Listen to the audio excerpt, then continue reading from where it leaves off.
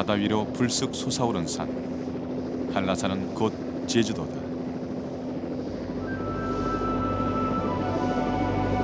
해발 1950m 남한의 최고봉. 한라산 정상엔 거대한 분화구가 있다.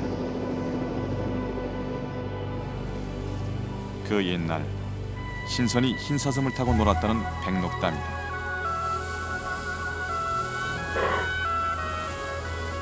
전설 속의 흰사슴은 사라지고 오늘 백록담을 뛰어노는 건 노루. 한라산은 지금 노루의 세상이다. 한때 그 수가 심각하게 줄었으나 이제는 되살아나 백록담의 주인이 된 노루. 노루는 한라산에 살아있는 전설이다.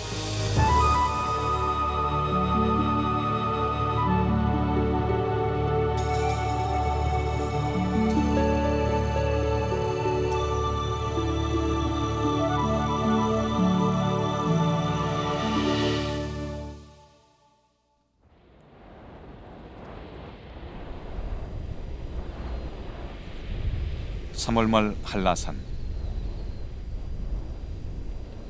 해발 1700m. 백록담 아래 윗세오름엔 아직 바람이 매섭다.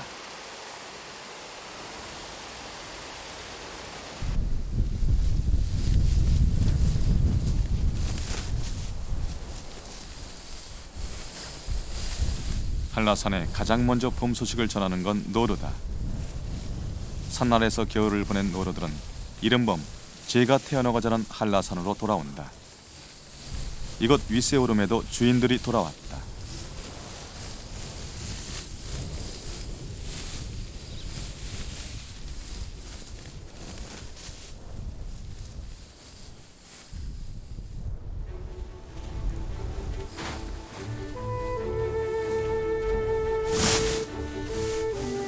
노루들이 가장 먼저 하는 일은 영역 확보.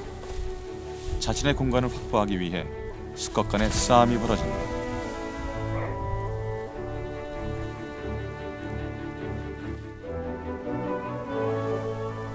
이 녀석은 윗세오름 중봉의 우두머리다. 남들보다 일찌감치 올라와 중봉 일대의 지역을 지것으로 만들었다. 당당한 발걸음은 이곳이 자신의 땅임을 알리는 주장이다.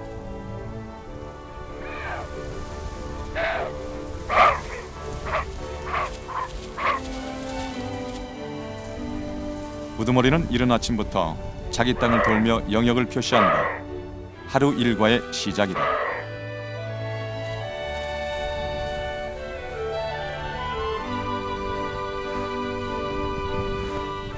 방법은 키 작은 나무나 돌, 흙 위에 자신의 채취를 묻히는 것이다. 수컷 한 마리가 차지하는 영역은 사방 1km 내외. 영역의 가장자리는 더 진하게 표시한다. 영역 다툼이 한창인 봄철엔 하루에도 수십 차례씩 영역 표시를 한다.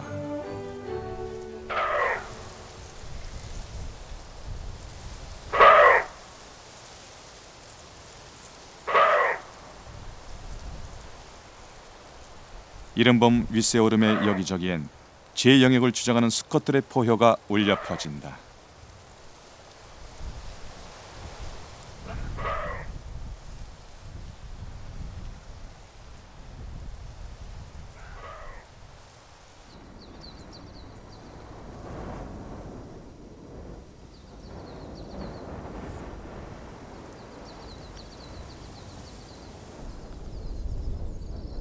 (4월) 초 산 아래선 유채가 한창이지만 백록담 정상엔 아직도 잔설이 남아있다.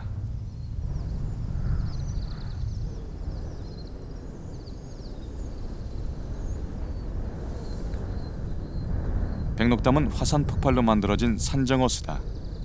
분화구의 둘레는 1.7km, 안쪽의 넓은 둥지는 6만 평이 넘는다.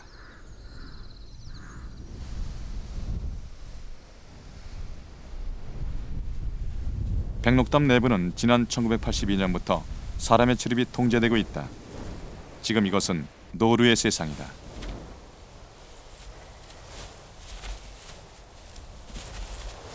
백록담의 노루는 약 20마리 정도. 올해는 모두 4가족이 자리를 잡았다.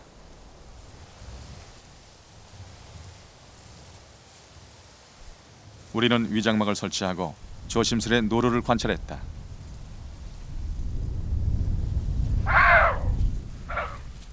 그러나 수컷 한 마리가 이내 눈치를 챘다. 못 보던 위장막의 등장에 잔뜩 긴장을 했다.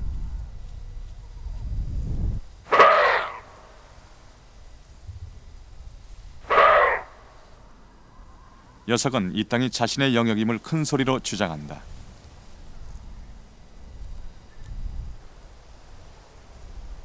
다가오던 수컷은 침입자가 사람인 것을 확인하자 공문이를 내팬다.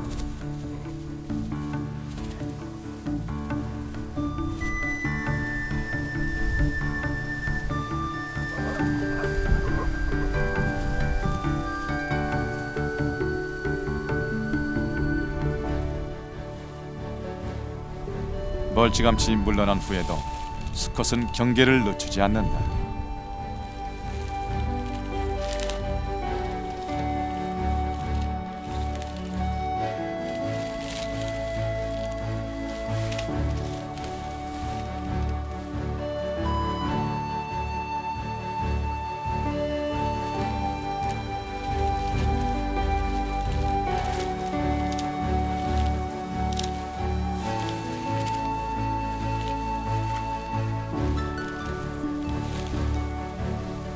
수컷은 취재진을 향해 시위라도 하듯 거친 몸짓으로 영역 표시를 계속해댄다.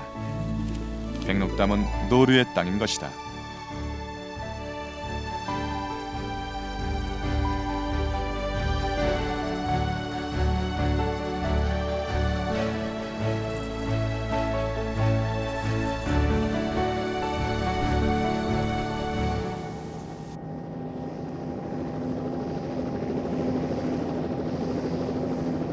한라산은 120만 년 전 화산 분출로 만들어졌다. 여느 산과 달리 한라산은 높이 1400m 이상의 고지대에도 광활한 초지가 발달해 있다.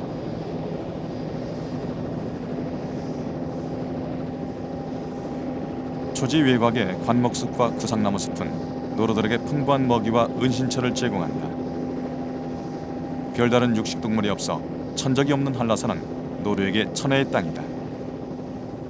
제주도학계의 조사에 따르면 한라산 전체에 살고 있는 노루는 약 2,500마리 정도. 하지만 언제부터 이곳에 노루가 살게 되었는지 분류상 어떤 노루인지는 아직 밝혀진 바가 없다. 노루는 사슴과에 속하는 동물. 세계적으로 크게 두 지역에 분포한다. 유럽 노루와 시베리아 노루다. 두 종류의 노루는 체격 조건에서 큰 차이를 보인다.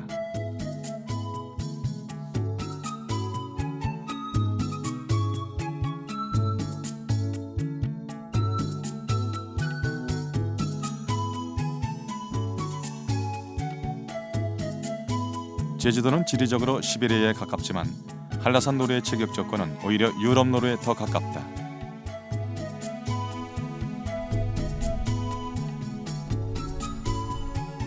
노루의 나이는 뿔을 보면 대강 알 수 있다. 11자 뿔을 가진 이 수컷은 1년생, 지난해 태어난 녀석이다. 3년생 이상은 세 갈래 뿔이다. 하지만 나이를 더 먹어도 가지수가 늘어나진 않는다. 뿔은 3월부터 서서히 껍질이 벗겨지고 완전히 벗겨진 후에 단단하게 굳어져 날카로운 무기로 변한다.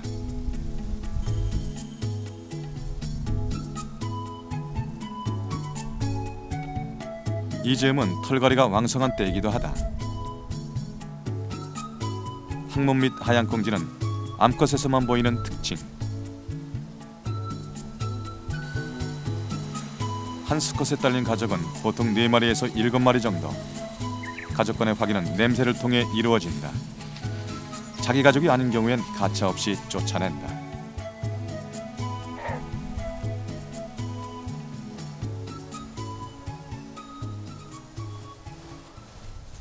윗세얼음 중봉 근처 분위기가 심상치 않다. 노루의 가장 큰 생존 무기는 경계심. 위험이 닥치면 우두머리 수컷이 사방으로 퉁퉁 뛰어다니며 주변에 위험을 알린다.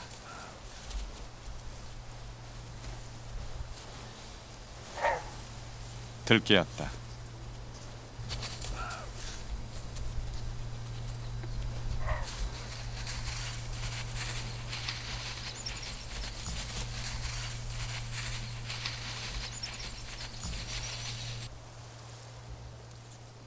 노루들이 다 도망가고 난 자리, 허탕이다.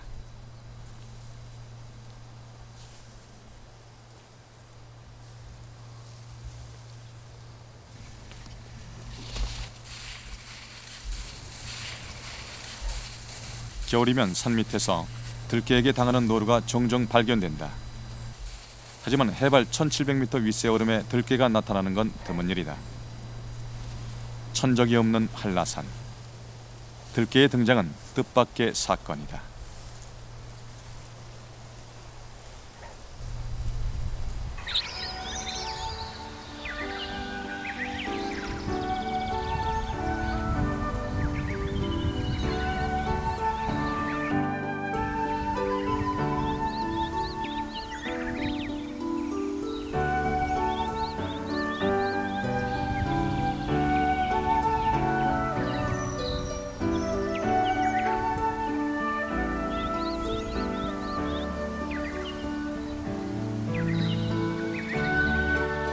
봄이 깊어가는 5월, 한라산은 진달래로 뒤덮인다.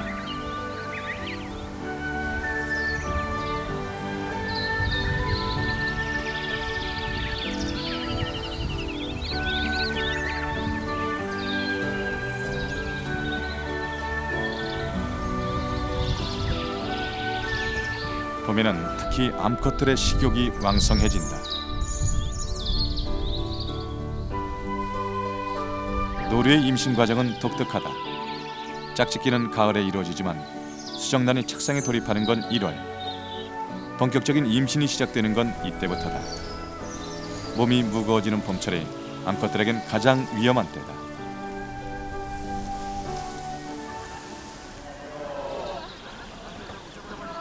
(5월 21일) 윗세오름 대피소. 등산객 2명이 노루 사체를 발견했다. 마시기 했는데 그게 이제 마시기 하면 안 되는 일이었나 봐요. 근데 들깨의 짓이었다. 임신한 게 지금 올려져 있고 유두가 지금 유두 부분 보십시오. 지금 팽팽해져가지고 출산이 가까운 암컷이었다. 노루 사체가 발견된 곳은 윗세오름 노루샘 근처였다. 노루샘에서 물을 마시는데요. 이쪽에 보니까 노란 개하고 검정 개가 막 뛰면서 이렇게 쫓아오면서 서로 싸우는 것 같더라고요. 그래서 좀 더 자세히 보니까는 바로 옆으로 뿔이 난 노루 같아요. 그래서 뿔이 좀 많이 났더라고요. 그게 옆으로 좀 뛰어가고, 그다음에 노란 개는 다른 방향으로 쫓아오고 검정 개하고 같이. 그래서 저거는 나도 다른 이제 뭐 노루를 공격하나 보다.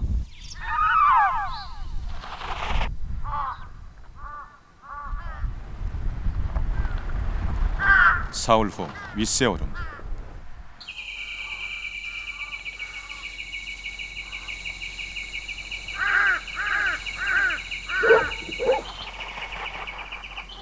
우리는 숨 넘어 장구목 아래에서 들깨 2마리를 발견했다.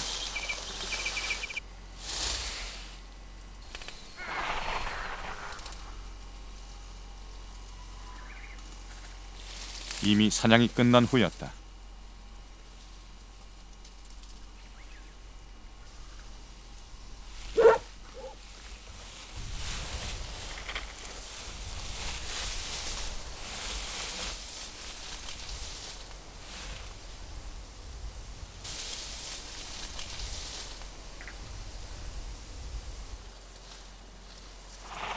누렁이와 검정개는 암수 한 쌍인 듯했다.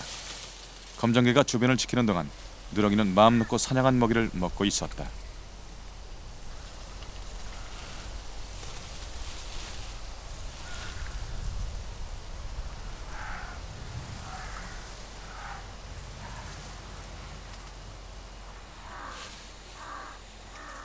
수컷인 검정개가 내려오자 암컷이 먹이를 내준다.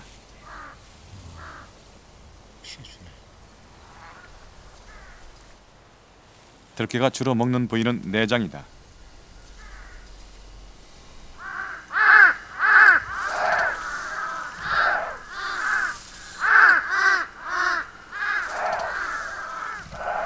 새로운 사냥감의 출현.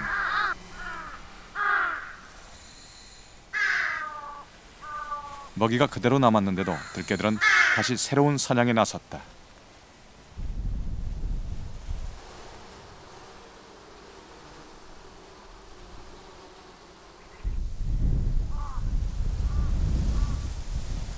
노루들에게 나타난 새로운 천적. 이 들개들은 도대체 어디에서 온 것일까? 들개가 노루를 공격하는 걸 보았다는 등산객들의 신고가 계속해서 들어왔다. 취재진이 직접 들개를 찾아 나섰으나 쉽게 발견되지 않았다.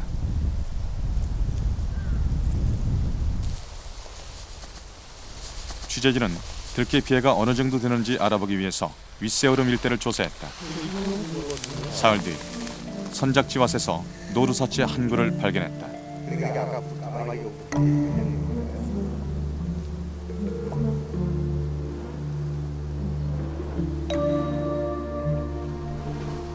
들개의 피해는 생각보다 심각했다. 어린 노루나 임신기에 있는 암컷뿐 아니라 다 큰 수컷들까지 공격의 대상이 됐다.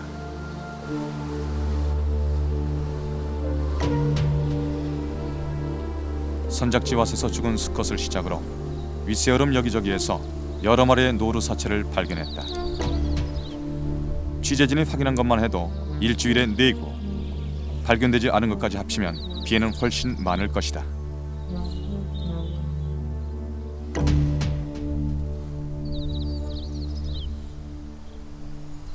지금 최근 들어서는 가장 많이 피해를 주는 것이 들개들이라고 합니다. 들개들이 이제 과거에 표고지 대장에서 기르던 개들이 이제 도망 나오거나 또는 그렇게 많은 숫자는 아닌데 이제 개들을 장사하는 사람들이 많거든요.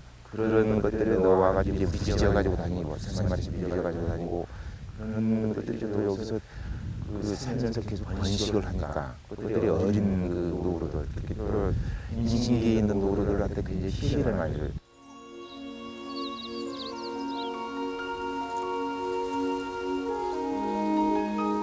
들개는 결국 사람들이 옮겨온 새로운 천적이었다. 취재진은 그 후에도 먼 발치에서 숲속을 누비는 2마리 들개를 목격할 수 있었다.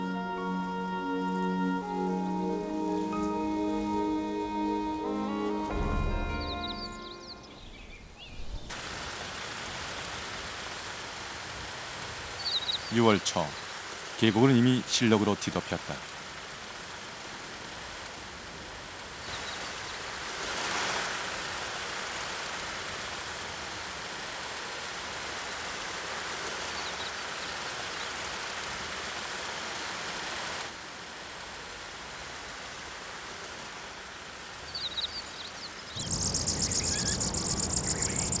어리목 계곡 숲속에 삼광주가 둥지를 틀었다.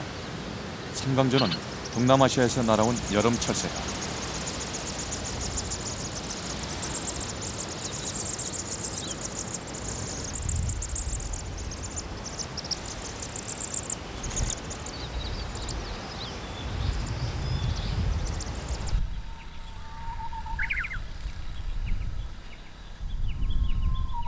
삼광주 어미가 새끼를 돌보느라 분주한 즈음 숲속에선 암노루들의 출산이 임박했다.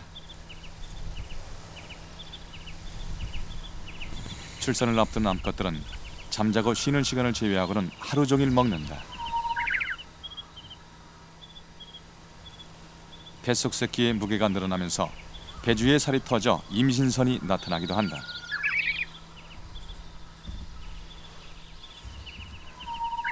노루는 사람의 눈에 띄지 않는 곳에다 새끼를 낳는다.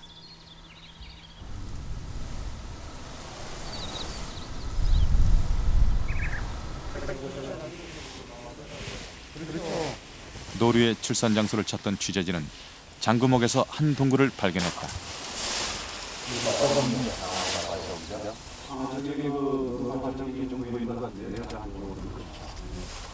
저 구체 발달적으로 보게 되면요, 상당히 발달적으로 어지럽게 나 있거든요.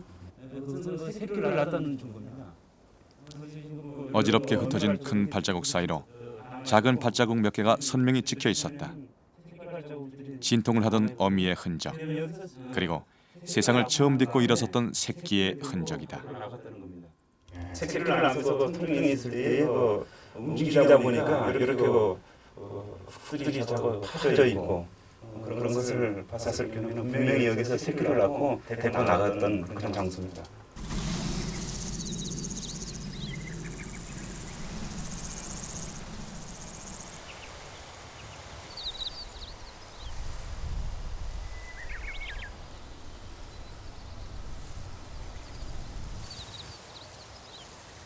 (6월) 중순 윗세름 숲속 여기저기서 새끼놀이의 모습이 눈에 띄었다.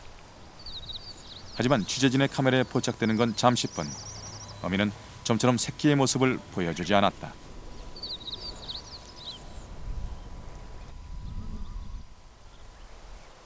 어미는 은신처에 새끼를 숨겨두고 하루에 너댓 번씩 찾아와 젖을 먹인다. 새끼는 태어나자마자 걸을 수 있다. 3일 된 새끼는 사람보다 빨리 뛸 수도 있다. 하지만 어미는 좀처럼 새끼를 데리고 나오지 않는다.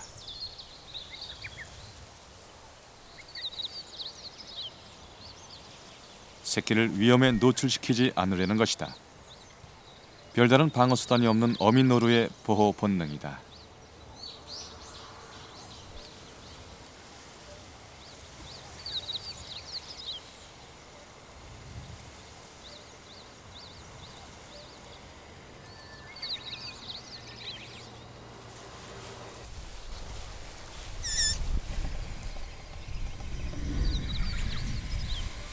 어미가 젖을 주고 돌아간 후 인기척을 느낀 새끼는 납작 엎드린 채 움직이지 않는다. 나름대로의 생존 전략이다.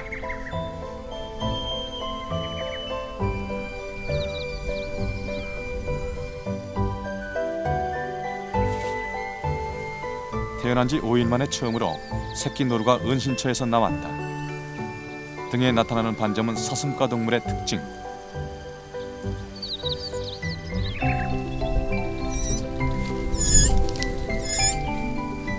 어미를 찾는 소리다.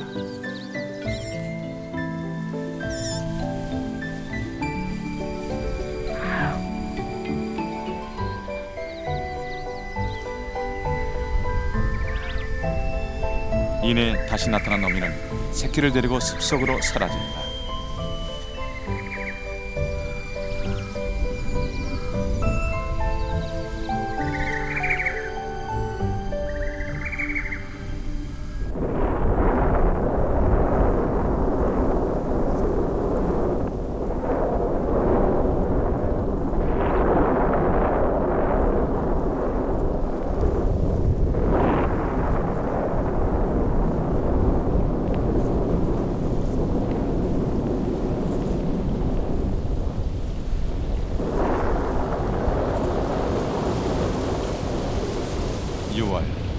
한라산의 장마가 시작됐다.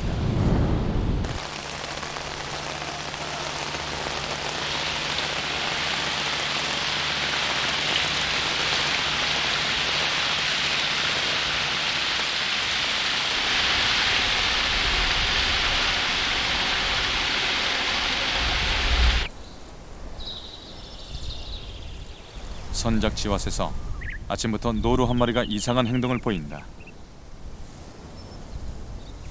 취재진이 다가가는데도 피하지 않고 주변을 맴돌기만 하는 암컷. 무슨 일일까?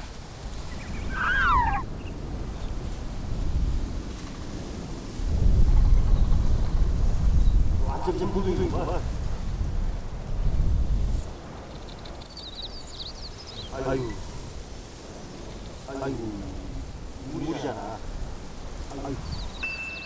눈이 빠져버렸으니까. 태어난 지 열흘 정도 된 새끼 노루였다. 밤사이 내린 비로 돌틈이 물구덩이로 변한 것이다. 화산 지형인 한라산은 장마 때마다 곳곳에 이런 웅덩이가 만들어진다.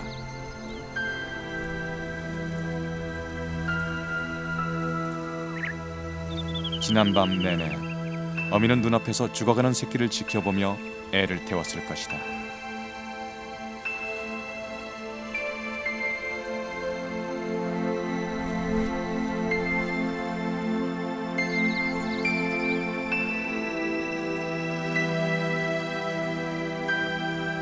다시 새끼를 얻기 위해서 어미는 내년 봄을 기다려야 한다.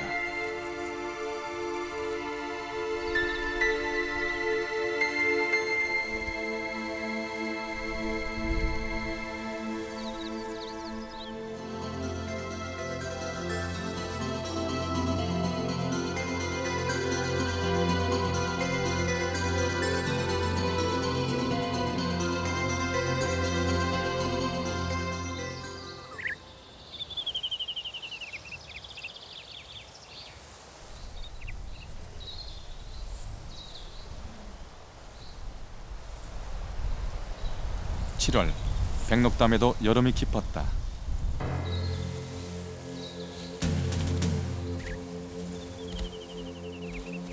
발정기가 다가오면 수컷들은 사나워지고 영역 싸움도 치열해진다.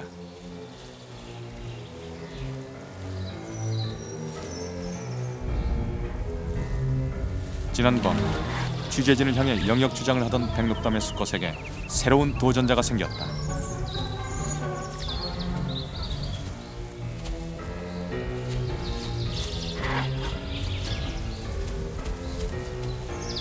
도전자는 우두머리의 위세에 눌려 뒷걸음을 치면서도 부지런히 자신의 채취를 바닥에 문지른다. 물러서지 않겠다는 시위다.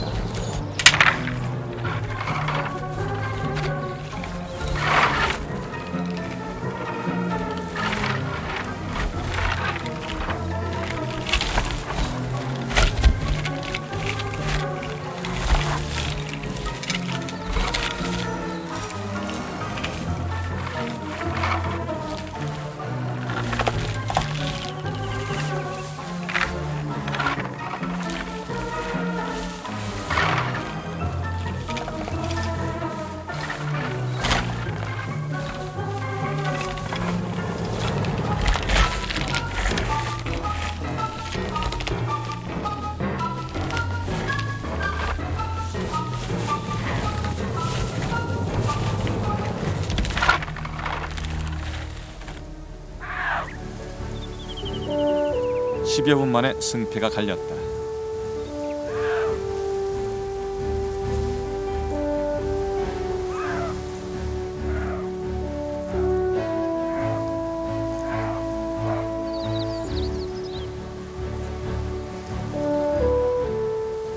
승리한 우두머리. 자신의 영역 안에 있는 나무에 채취를 바르고 또 덧바른다. 배설물 냄새를 묻히는 것도 확실한 영역 표시의 방법이다.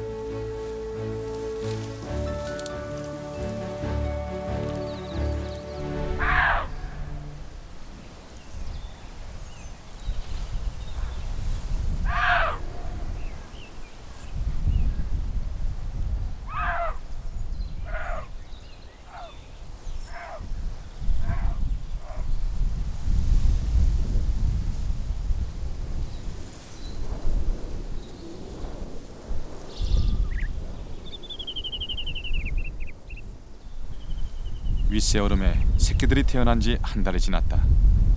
아직 반점이 남았지만 새끼들은 성큼 자랐다. 이맘때쯤 새끼가 젖을 찾아도 어미는 외면을 한다. 젖을 뗄 때가 된 것이다. 젖은 주지 않지만 어미의 보살핌은 여전하다.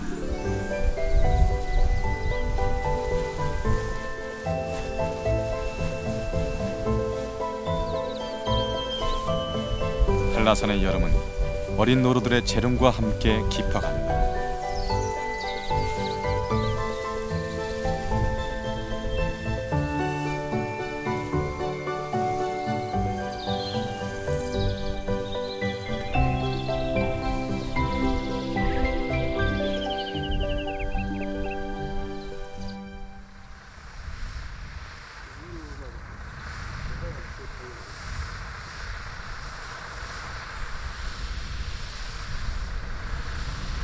(10여 년) 전부터 한라산 중산간 지대에 경작지가 늘어났다. 해발 600m 높이까지 경작지가 넓혀지기 시작했다. 목초지였던 땅이 콩밭이며 더덕밭으로 바뀌어갔다.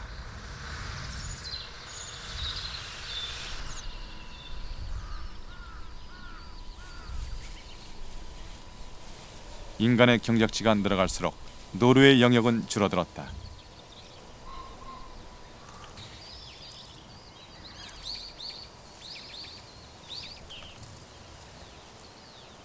대대로 이곳에서 살아오던 노루들은 늘 하던 것처럼 자신의 땅에서 먹이 활동을 할 뿐이었다. 그러나 농민들에게 노루는 골칫거리였다.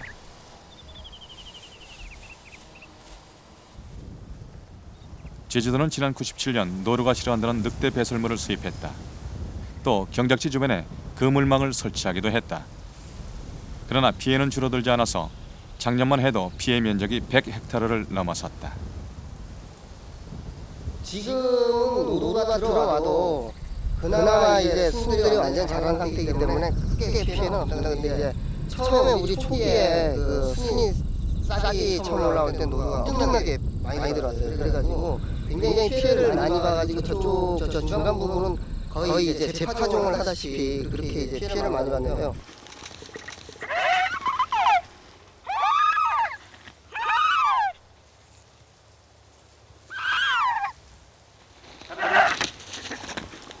피해를 줄이기 위해 설치한 그물망에 노루가 걸렸다.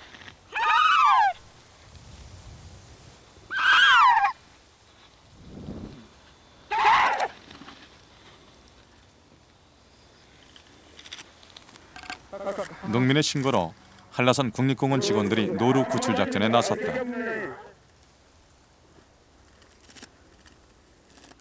날카로운 노루의 뿔은 흉기가 될 수도 있다. 흥분한 노루를 진정시키는 것은 쉬운 일이 아니었다.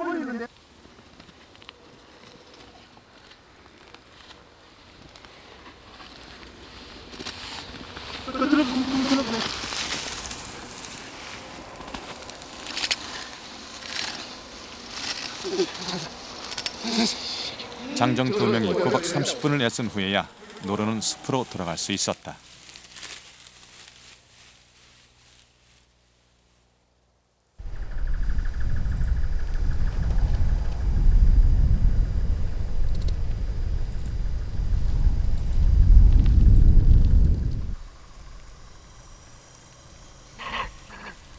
노루가 경작지를 찾는 건 주로 늦은 저녁과 새벽 무렵.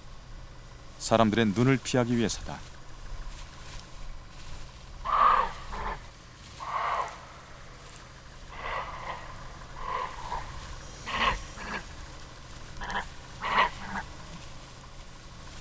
밤 11시경 경작지 주변 공동묘지에서 4마리의 노루를 발견할 수 있었다.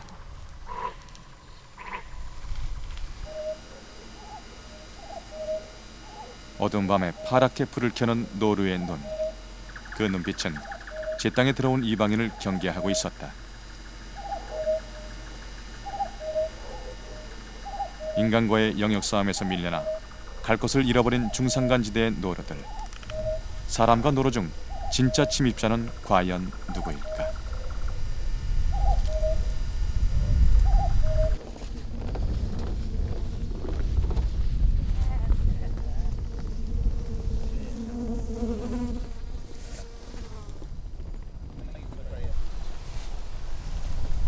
태어난 지 2달. 윗새어름의 새끼들이 몰라보게 자랐다. 행동도 제법 날렵해졌다.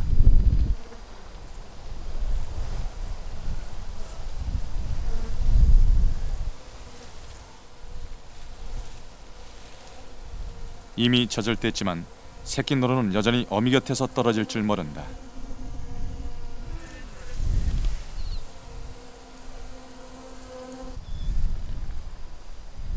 어린 새끼는 어미와 달리 한라산을 찾는 사람들이 아직 낯설고 두렵다.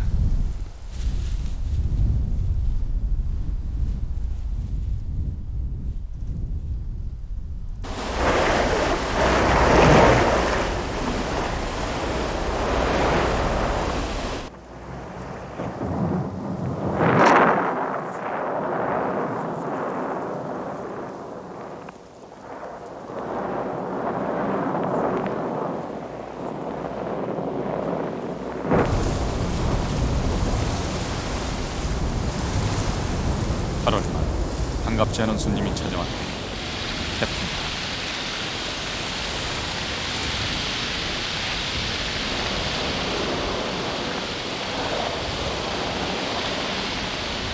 비바람이 몰아치며 노루들은 깊은 숲으로 몸을 피한다.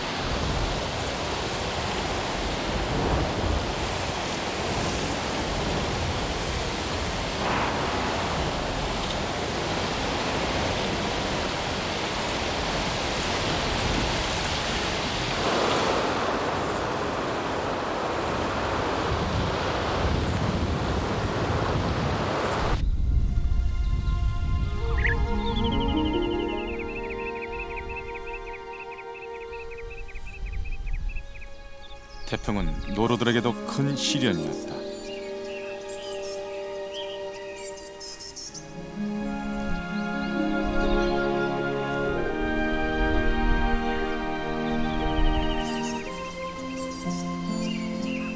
태풍 뒤에 다가온 고요한 평화. 태풍을 이겨낸 녀석들만이 누릴 수 있는 축복이다.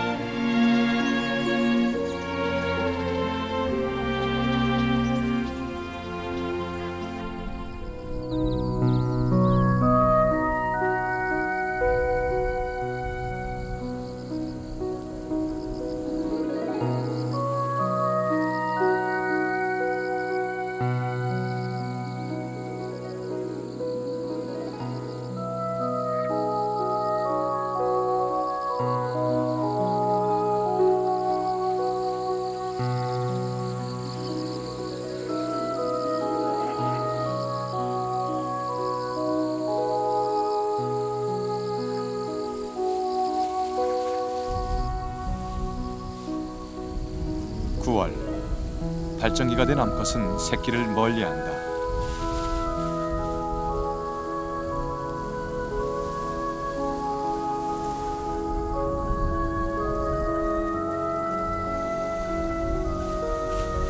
짝짓기를 위한 준비다.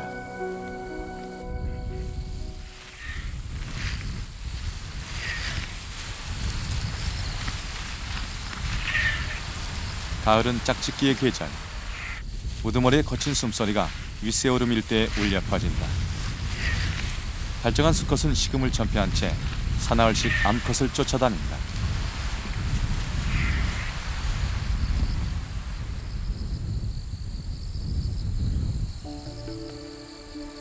하지만 암컷의 마음을 얻기란 쉬운 일이 아니다. 암컷은 완전히 달아나지도 않고 더 이상의 접근을 허락하지도 않은 채 일정한 거리를 유지하면서 수컷의 애를 태운다. 더 강한 수컷을 선택하기 위한 본능이다. 도망다니기에 지친 암컷이 서서히 거리를 좁혀주면 짝짓기를 해도 좋다는 신호다. 암컷을 쫓아다닌 지 사흘 만에 수컷은 드디어 짝짓기에 성공했다.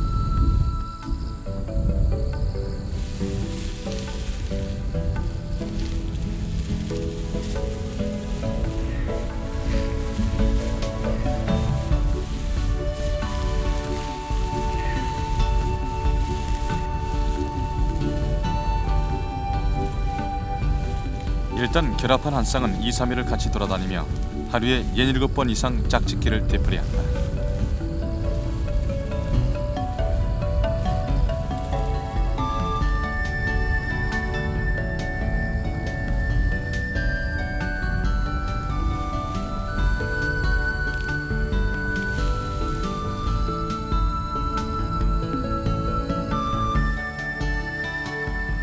짝짓기를 마친 수컷은 그 암컷에게 흥미를 잃고 영역 안에 있는 다른 암컷을 찾아 나선다. 더 많은 암컷과 짝짓기를 해서 종족을 번식시키려는 본능적 행동이다.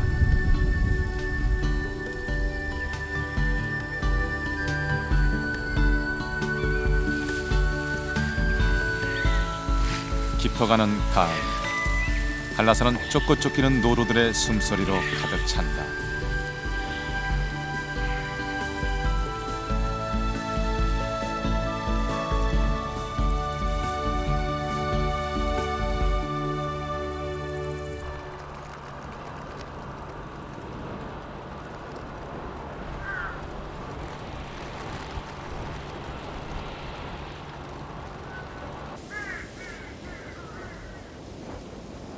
야생 동물들에게 고난의 계절이 시작됐다.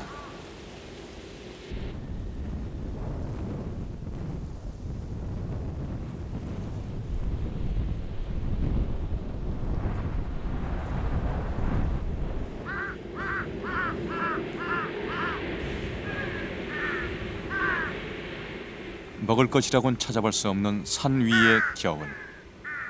살아남기 위해 산을 내려가야 하는 시간이다.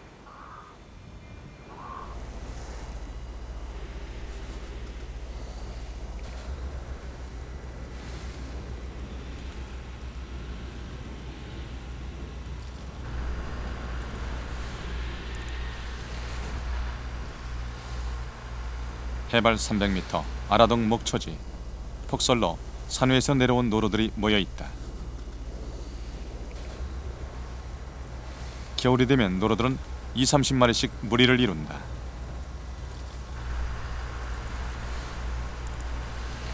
(12월이면) 묵은 뿔이 떨어지고 새 뿔이 돋는다. 새로운 뿔이 빨리 돋는 녀석일수록 무리 내 지위도 높아진다.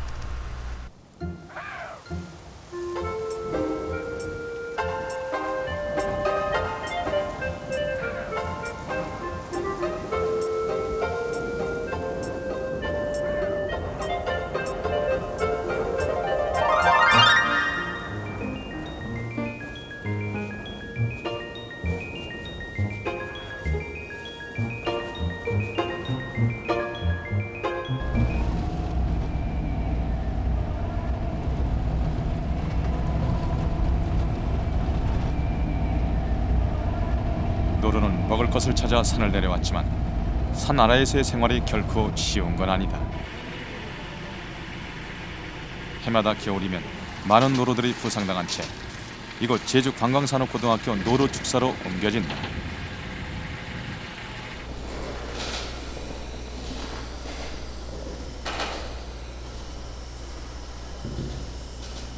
이 녀석은 들깨의 공격을 받아 아랫배를 심하게 다쳤다. 응급처치에 때로는 수술까지 받고 실려오지만 부상당한 노루들이 살아날 가능성은 희박하다.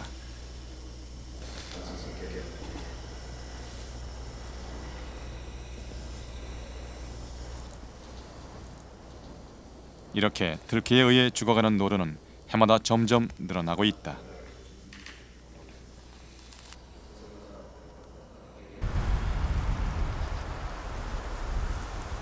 그러나 무엇보다 심각한 문제는 바로 밀렵. 한때 멸종이 걱정될 정도로 노루수가 줄었던 것도 무분별한 밀렵 때문이었다. 이에 제주도는 10여 년 전부터 대대적인 노루 보호 운동을 펼치기 시작했다. 1988년도부터 그 국립공원 기구가 확대되면서 이 국립공원 그 청원 경찰이 3인 1조로 해서 7개조가 편성이 됐습니다. 그래서 한라산 전체 돌아다니면서 올가미 수거를 계획적으로 했죠. 하루 보통 200장 내지 한 300장 이상을 수거를 했습니다. 그렇게 해서 한 해 겨울에 올가미 수거한 게 한 15,000 내지 2만 장까지 수거를 했습니다.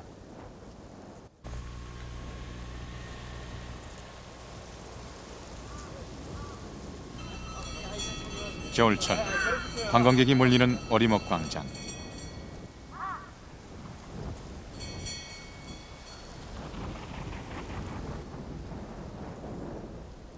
종소리가 울리자 숲속에서 노루들이 나타난다.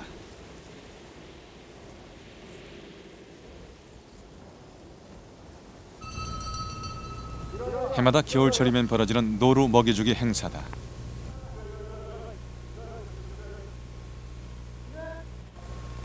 노루와 사람이 하나로 어우러지는 모습은 더 이상 낯설지 않은 어리목의 겨울 풍경이다.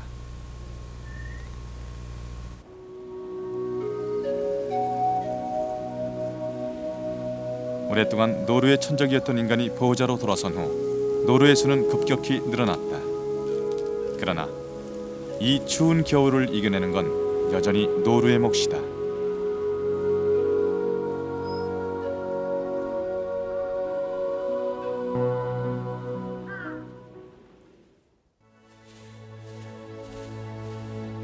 봄이 오면 노루는 다시 한라산으로 돌아간다. 스컷들은 그곳이 제 땅임을 외치고 제 영역을 지키려 치열한 싸움도 치를 것이다. 어미는 변함없는 사랑으로 새끼를 길러내고 한라산을 찾는 사람들은 여전히 노루와 함께 할 것이다.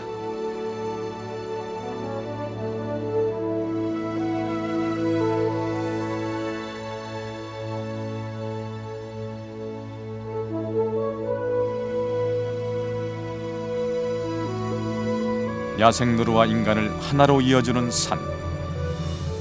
한라산이 더욱 아름다운 것은 바로 거기에 살아 숨쉬는 전설 노루가 있기 때문이다.